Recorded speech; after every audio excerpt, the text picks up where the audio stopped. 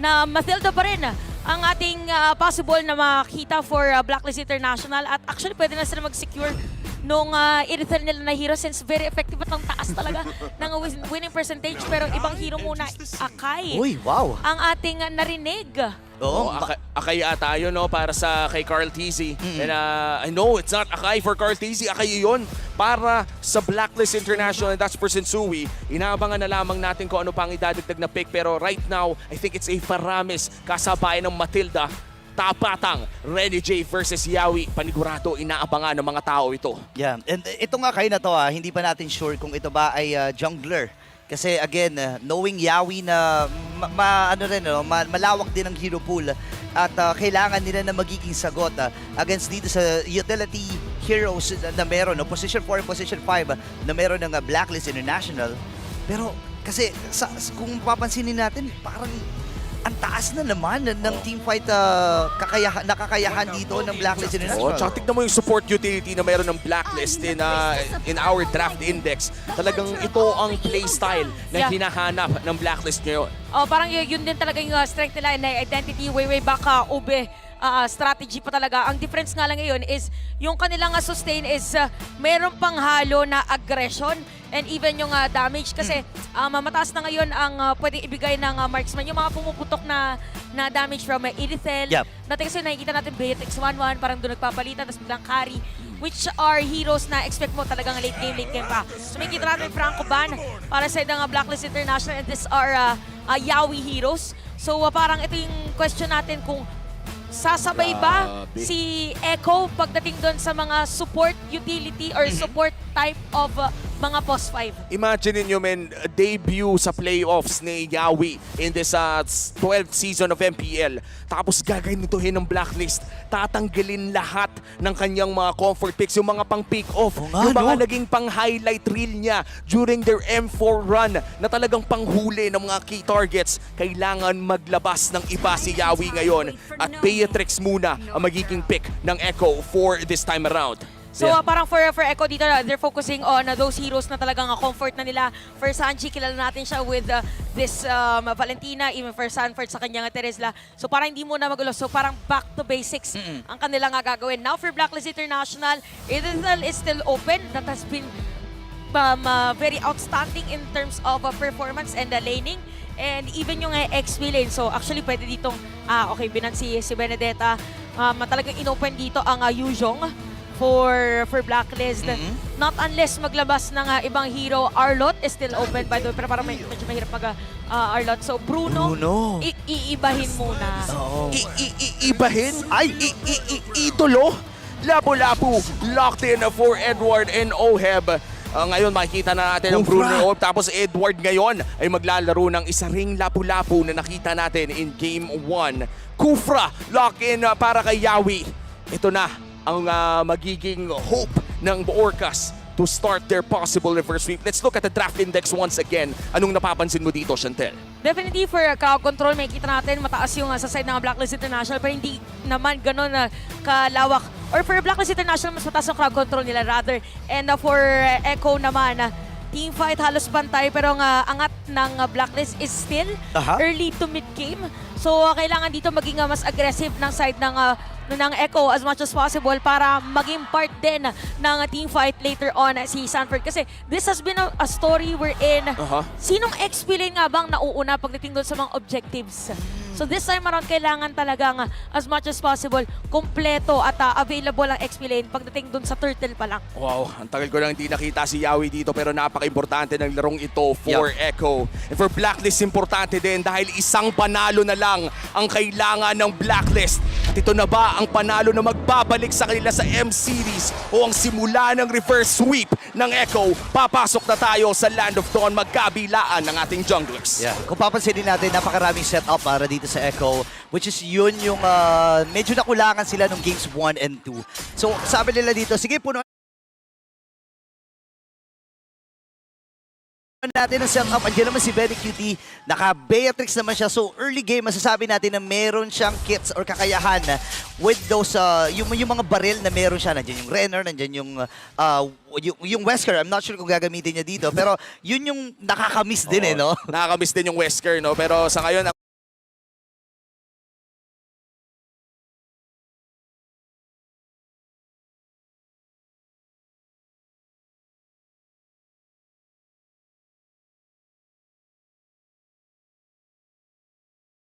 madalas nating nakikita. Kung hindi yung sniper, yung dalawa, yung Nibiru, Nibiru. tsaka yung Oo nga Bennett. pala. Oo. At saka ito sa isa rin sa nakita natin, by the way, Cardiz is using the concussive blast and majority ng mga players naman ng Blacklist International is on the agility. So that is 4% in terms of movement speed. So makikita natin na probably na magkakaroon ng early rotation pagdating doon sa may XP laners dahil mabilis mag-clear ng minion wave. So parang sunduan at dahil doon din naman magsispawn yung ating first turtle of the game. At ang napaka-importante din ng first turtle na to, no, kanina napansin natin yung team na nakakuha ng 3 turtles ay nagkaroon ng magandang paghawak in the early game. At umabot man ang napakatagal ang ating game number 2 ay naging malaking tulong ang mga early turtles in terms of the snowball factor na makikita natin between these two teams. At ngayon, tahimik ang ating laro, nag-aabang ng chance dito sa Sensui at Renegade. Pero maganda rin ang depensa ng Echo. Yun nga no? Tahimik lamang ang paggalaw ng Echo at Blacklist International. Pero maagang pagpwesto ang gagawin ng Blacklist against Echo. Sisilip na si Corky, si level 4 na rin naman para sa jungler natin. Habang sabay bandang gitna, clear wave para kay Yue at Yawi. Hindi sila mag-level 4. Pero si Edward ay nandito, gagamitin yung kanyang Bravest Fighter. Pupuruhan talaga ito si Corty, ginawa ng 3. Meron siyang heavy spin na available. Sanford? Pero Tizo 3 ang kanyang tinamaan. Pero Netherrealm naman ang pangsagot ng Blacklist International. Habang Netherrealm din, papawi naman ang Echo at Cortezy. Ang makakuha ng unang 30 ng ating game. Kasama pa si Edward sa laban na yun. Grabe yung crowd control doon, men. Biruin mo, hindi ka makagalaw kasi iniipit ka. Kahit naka-Bravest Fighter, hindi na nakachansa. Tsaka if ever man na makatakas doon ng Blacklist International, meron pang Spectre State after that Netherrealm. So meron pang millisecond na masastan ka. So for Echo lamang sila ngayon, 1.1k gold lead. Pero makikita natin that for Blacklist International, talagang dinedepensahan din nila dito yung mga jungle from Sensui. Same goes with the Sanji and even Yawi. 1K gold lead agad para sa Echo. Napakabilis ng pag-generate ng gold lead. And mukhang nakikita na nga natin yung mga early signs ng possible Echo Express run mula sa Echo in this game number 3. Pero mukhang wala pa namang big rotations going towards the gold lane. At mauuna pa nga ang Blacklist. Yun nga, 3 kagad mula sa Blacklist ang nakapwesto dun sa may bandang itaas. And Yawi naman, nakakatunog din siya eh. Kailangan na medyo nakapaligid din ako dito kay Benny QT. Pero sabi nila, sige, kapit ka lang muna dyan sa Torre Benny. Kami na muna bahala dito sa may bandang Oh, itaas. hey! Tyrant's Revenge, Circling Eagle ay nagamit na nga rin ni Rene J. And this time, kakalas muna ang magkabilang kupunan. Medyo kinabahan ako doon, ha. Akala ko, GG na niya eh. Parang biglang diretso nga set. Pero kalmado muna na ang mga players dito for both teams and even for Echo, minamaintain lang nila yung kanilang kalamangan. So mapapansin din natin na even for Yue ay medyo nakaback siya ng konti para hindi maagaw ni Sanji yung kanyang Netherrealm. Ayun o, nakaabang. Tapos hindi din siya nagpo-forward. Kasi if ever na makuha dito ni Sanji Netherrealm, pipilitin lang ng Echo na ma-proc muna para sila yung merong advantage. Ayan, nakuha Ayun na, nakuha. Oh, kumbaga may advantage na nga rin talaga ang Echo with the setups, with the Netherrealm as well. Oheb, half HP, pero nandiyan naman si Rene J. At mukhang magkakaroon lang tayo ng trade-off dito. Noy, naka-Berets Rage itong si Benny QT. And this time, ang buong kupunan ng Echo ay babalik doon sa kanilang plano na simulan yung second turtle ng ating game. Cortezy at Sensui, nagkakitaan na nga rin. Ngayon, sisimulan na ng Blacklist at Echo ang Turtle. Yawi going in, nakahanap ng isa! Tyrant's Revenge, Cyrus Jin, nandun din yung Renner Shapati pero hindi sapat yung damage. Yung Heavy Spin na nagamit na rin dito ni Cortezy. Reset para sa pangalawang pagkong. Habang si Sensui lumapit, wala siyang dash ha. Hindi, may dash out pala siya. Sakto na sabi niya, hindi, oops, meron. In and out pala. Pero Echo ngayon ang unang makakaposisyon. Habang ang ginagawa muna ng Blacklist International is patatabain si Oheb doon sa may bottom lane. So still 1k gold lead for Echo. Good trade para dito sa side ng Blacklist. Nakat ang lead ng Echo mula 1-2 to 900. Pinakain pa si Oheb. That did give out the turtle for Echo. 2 turtle na ang nasa kamay ng mga Orcas at binabantayan pa rin ni Yawi si Benny QT. Yeah, 5 minutes na rin ang nakalipas at hindi na maximize yung mga energy shields ng ating magkabilang gold laner. Again, maganda yung ginagawa dito ng Echo at Blacklist International. Nag-iingat lang sila dahil alam nila yung mga power spikes nitong mga teams na to and yung win condition din ng Echo na kung saan kapag naipit ka dun sa mga setup na meron sila, lalo na yung itong si Oheb na by the way naka-purify ha. Oo, kaya kanina nung naka-flicker out din si Edward, by the way, umalis na siya agad. Pero wait lang, sa top lane, si Edward yata ay delikado. But still, discipline pa rin ang ating mga players. Even for the players of Blacklist International. So parang chinichampuhan lang muna nila kung saan nga bang lane mas maganda. But they are really focused on giving OHEB the space. Kaya naman 3.7k gold na dito ang Bruno. Ang talino din ang ginawa ni Edward doon, expending the bravest fighter para makapag-wave clear at magkaroon ng crowd control immunity. Meanwhile, si Sanford forced to give out his turret doon sa may bandang ibaba. More control for Blacklist sa bandang south side ng mapa. At ngayon, mid lane naman ata ang punteriya ng Blacklist. That's one turret down on the hands of Echo. Bukang turrets naman ang gusto ng Blacklist. Okay, set up. Hindi ibabato ni Yawi yung kanyang Tyrant's Revenge. Pero si Oheb nanganganib ata siya rito. Sanji, nandun yung pokes. Charge yung Tyrant's Yawi! Revenge. Pero walang aabutan. Oheb dito ay naka-purify. So medyo nagdadalawang isip din ng Echo na siya ay ibigyan. Dahil nga naman doon sa kit na meron siya. Pero yung turtle ay mabubuhay na nga rin in 5 seconds.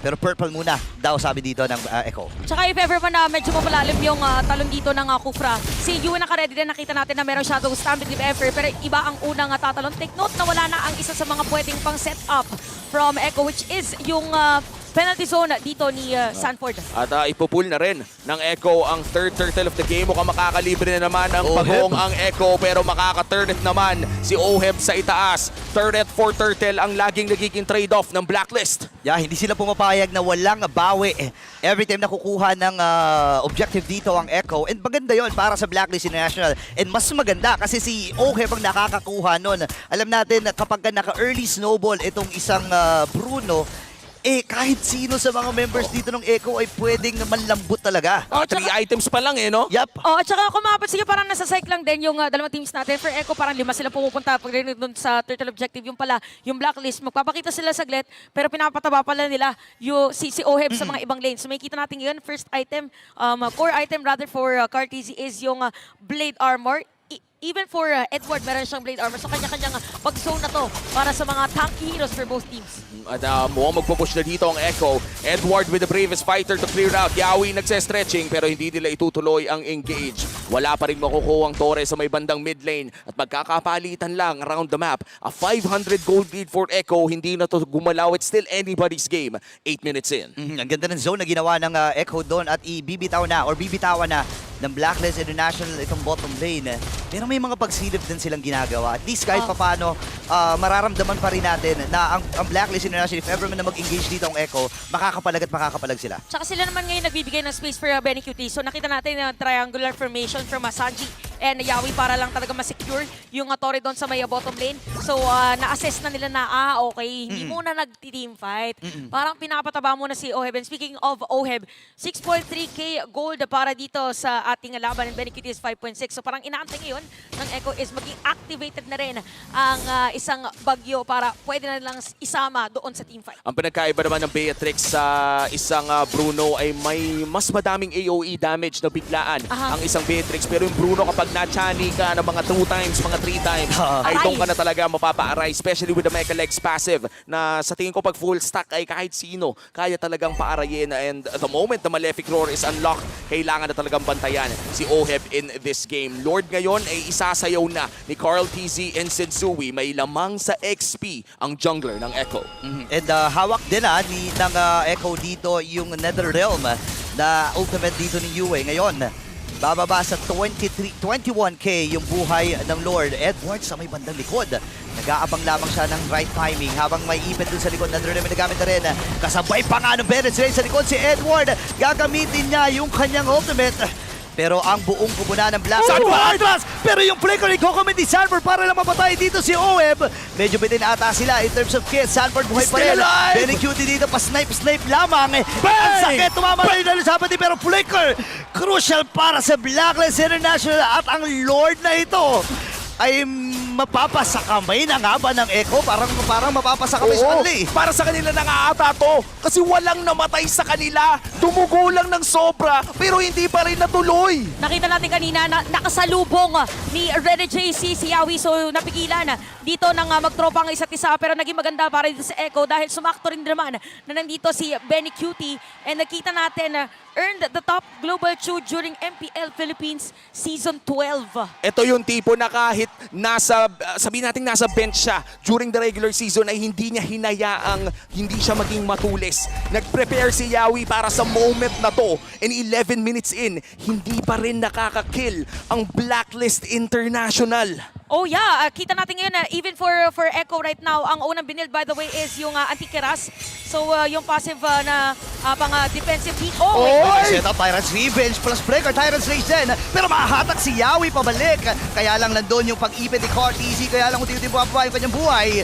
Ilalaban na nga ba ito ng Echo pero under the turret masyado malalim. Nagamit na rin yung penalty zone patakas. Pero mapapatay ni Oheb itong si Sanford. Tuloy-tuloy ang bakbakan. At dalawang makukuha dito ni Oheb. Wicked trip pa nga! Isinama pa si Sanji sa laban na yun! At kakasabi ko lang na wala pang kill yung Blacklist, sabi ni Oheb. Ito na kasi! Diretso triple kill para dito kay Oheb. Kaya naman mabilis silang madedepensahan yung Lord. So ito na yung mga laban kung saan positioning ng mga marksman ay super magmamatter. And for Echo, yung sa may middle lane kanina, parang mas inop nila na magkaroon ng teamfight rather than taking down the turret. So medyo detrimental yon kaya hindi nila masyado nakapitalize yung Lord. Kaya naman pwede dumiretso dito ang Blacklist International this time around sa may middle lane. Ang sakit na nga talaga dito ni Benny Cutie. Piruin mo, hindi lang niya na wave clear, nakapag-poke na rin siya. At ayan nga ang kalakasan ng isang Beatrix in this current meta. Looking at the item builds dito, no, may kalamangan pa rin bahagya pero napakaliit na lang ng kalamangan ni Oheb against the Beatrix coming in from Benny Cutie. Ang ganda rin ang pag-priority niya dito ng Malefic Roar kasi alam niya na medyo makukunan talaga yung mga heroes dito ng Echo and kailangan ng pampil, kailangan ng mga pangsugat sa kunat na meron ang Echo. Ngayon, Cortezy, gusto niya sanang sumilip pero makikita niya yung purple orange buff na wala na. So ngayon, hihinga muli. 46 seconds bago mabuhay yung Luminous na Lord. At ang Echo ngayon, nakakabawi na in terms of map control. Oh, 3.2k golden. And speaking of map control, kailangan lang talaga nilang paliitin yung mapa dito ng Blacklist International for them to be able to maintain this lead. So, 30 seconds, meron dito nga Purify si Oheb if ever magkaroon ng teamfight. So kailangan dito may pumilit na magamit yung kanyang Purify para ma-penetrate yung kanilang positioning. Oh, ang hirap din kasi kapag nahuli si Oheb and nasa trabaho iyon ni Yawi or ni Sanford. In fact, kahit si Sanji ay pwedeng pumunta doon sa backline and steal away crucial ultimates. Pero for Blacklist International, they have to tread carefully. Kailangan nilang antayin na makita si Yawi kasi nag-iinit na rin yung mga setup eh. Nako, speaking of pag-init, Sensui dito ay sisilap. Hindi tumama yung Tyrant's Revenge.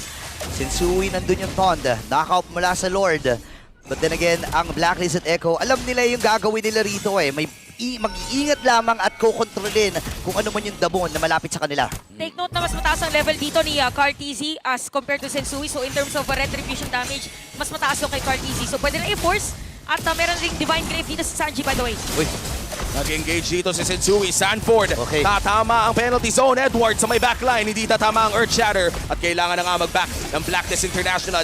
Yawi ngayon nag-i-stretching, hinahanap si Rene J. Pero iikot lang at babalik muli. FHP on the Lord at mukhang magkakatuluyan na nga ang labang ito. Inalaban pa nila, heavy spin, nagamit na nga rin at kayong Netherrealms, habayan Netherrealm. Ngayon si Benny Cutie nandun na sa may bandang likod. Safe na safe yung kanyang pwestuhan, pero si Rene J hindi. Walang magiging safe dito, Sensui. At ang buong kubunan ng Blacklist International, nakontrol na nila yung Lord na ito, pero sino makakuha? Si Sensui ang magwawagi doon sa Lord point na yun, pero hindi papayag si Benny. At ang bagyo ay nananalasang muli, Sanford. And the Sansang duo ay makakabawi against Blacklist. 3-4-2 ang naging exchange doon, pero Lord ay mapupunta sa Blacklist International. Pwedeng makakuha ng mga tore dito ang Orcas at mukhang pipilitin nga nila ang mid lane at dedepensa dito si Yui at Sensui. Kailangan lang maging maingat dito na positioning ni Benny Cutie for them to be able to secure at rin sa may middle lane, pero si Yui nandun pa rin para dumepensa. Si Sanford though ay pwedeng mahaltak if ever. So alis na muna at aantayin na medyo lumalim pa yung Lord. By the way, ang taas na talaga ng damage dito ni Oheb. 2 beses pa lang siyang napapatay at lahat ng kills ng Blacklist International ay sa kanya kamay. But for Echo, they are at the lead at 2.4k. So it's a matter of synchronization of skills. Parang yun yung nagiging strength nila eh. Pag nagpatong-patong dito kung sino nga gusto ilayo with a heavy spin, kung magiging maganda ba yung penalty zone and even the Tyrant's Rage. Maganda naging depensa ng Echo. Konti lamang ang mga toreng nakuha ng Blacklist pero mukhang makakadalawa sila. Sensui nasa may bandang harap. at kailangan na nga mag-back ng blacklist. So far, 1,000, almost a 2K gold lead for Echo at nagmamatter pa rin naman ito. Hinihintay lamang natin kung makakakuha pa ba ng mga extra na tore dito ang blacklist and that's it. Siguro 3 tore ang kanilang nakuha. Oh, naging magandang trade for them again because of that Lord Steel. Sinabi natin kanina 2 pesos pala namamatay si Oheb, pero si Benny Cutie hindi pa pala na-take down dito ng Blacklist International.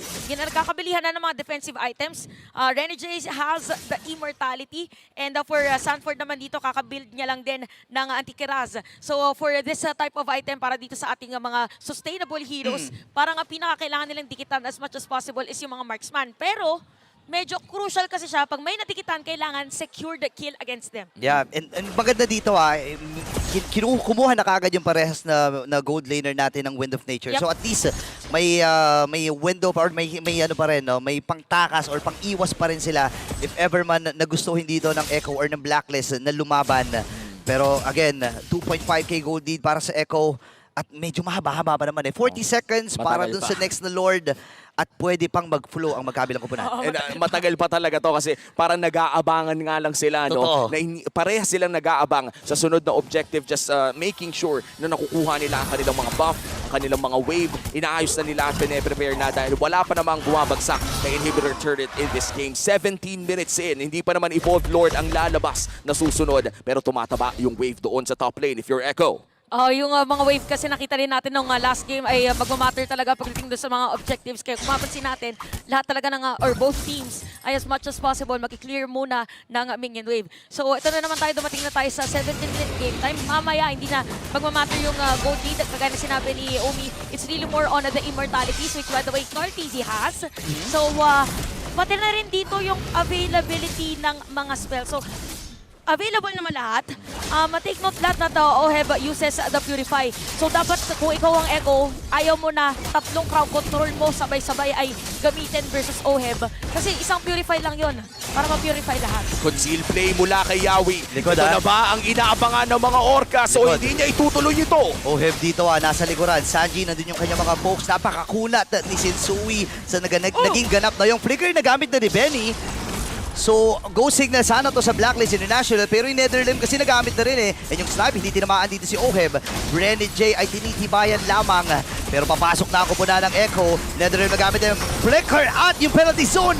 Pero ang kupunan ng Echo makakakuha nito ngayon. Sasabog. At aking pabalik! Dito si Sanji! Saan ka pupunta, men? Bumalik ka dito sa amin! 4v5 scenario pero Lord ay mapupunta sa kamay ng Echo at makakauwi naman ang 4 na Orcas na nananatili. Oh, no. Kailangan pa rin nilang tumipensa sa mga wave. Again, nagsasagutan ng dalawang teams natin. Pero we really have to comment for Echo, lalo na si Sanford dahil zinulot niya dito si Oheb. Ngayon naman, for Blacklist International, comment natin doon is yung Shadow Stampede from UA. Kasi hindi pwede makuha lang daw ng Echo yung Lord. Kailangan meron din silang bawi para hindi ganun kadali for them to capitalize this Lord. So mukhang sasalubungin ng Blacklist International Lord. Pero pwede din gumawa ng play ang Echo dito sa may top lane. Naabangan natin kung ano nga bang gagawin ng Echo o tutunawin na ba ng Blacklist ang Lord na to. This is an Evolved Lord kaya medyo may kakunatan at napakasakit din yan kasi dire-diretso yan sa kanilang base. Echo right now still holds the gold lead pero 4v5 scenario kakabuhay lamang ni Sanji at naglalakad pa sa gitna. Mapapanatan si Sanford ng bahagya pero Uy. may immortality since Sui sa may kanan pinoprotektahan ng Echo ang kanilang Lord. Kalahati yung buhay ni Sanford dito. Ang magandang proteksyon ang ginagawa ng mga Orcas. Ngayon, papasok ang kupunan ng Echo. Nandun yung Beres Rage. Matutunaw ng mabilis. Yung Luminous Lord na iyon. Punta kagad sa gitna. Pero yung bottom lane medyo kumpulan at may posibilidad na babasag ito. And there you go. Nabasag na nga ng Echo. And Blacklist International, masasabi natin na maganda depensa pa rin ang kanilang pinakita. Ang kapalang naming yung wave though dun sa may bottom lane na parang same na ginawa ng Blacklist kanina ng game number 2. And kung mapansin natin para dito sa side ng Echo, yes, meron ng 2 immortality for both Sanford and Yawi. Kung mapansin na din natin also, yung 2 hero players na binanggit natin, parang tinatapon na lang nila yung sarili nila dito kay Oheb para mapigilan lang konti yung kanyang pinaka-range pagdating doon sa Worldy at para hindi mapunta doon sa area ng teamfight. Now for Blacklist, again, Parang ang hirap mo na namang targetin si Yue at saka si Oheb eh. Para lagi magkadikit. Tas if ever meron na naman dito nga Circling Eagle and even Guiding Wind from Rene J. So ano na to, pagdating sa brushes, kailangan din maging maingat pagdating doon sa mga pag-face check. 3.5 gold lead for the side of Echo. Kailangan nga mag-ingat ng face check for both squads. Pero si Yawi ata mag-face check. May magandang angulo pero hindi niya kasi alam yun. Kinancel niya sa ngayon at si Yawi ay nakita na nahanap si Oheb pero may Fury. Nagamit yung Fury pero sa likod, nandun yung heavy spin. Nandun na may nabitawan na nga rin. Perez rin wala kay Benny Cutie at sa likod, libre free hit na naman dito si Benny at si Edwin papasok din. Sensui sasalubong, double kill para kay Sanji at si Sanford ay makakabawi. The Sansan duo bagsang ang apat para sa Blacklist International. 2v5 scenario. Oh, no. Echo ngayon, one step away Oh, no. from securing the first game na kailangan nila in this reverse sweep. Endable na ba? Endable na ba? Ang taas ng Pero death timer competitive. Ang taas ng death timer dito. Ngayon yung flicker and penalty zone. At si Benny Cutie, isa na lang ang kanyang nakikita. At ang Torion, may extend pa ang serye courtesy of Echo. And this winning moment is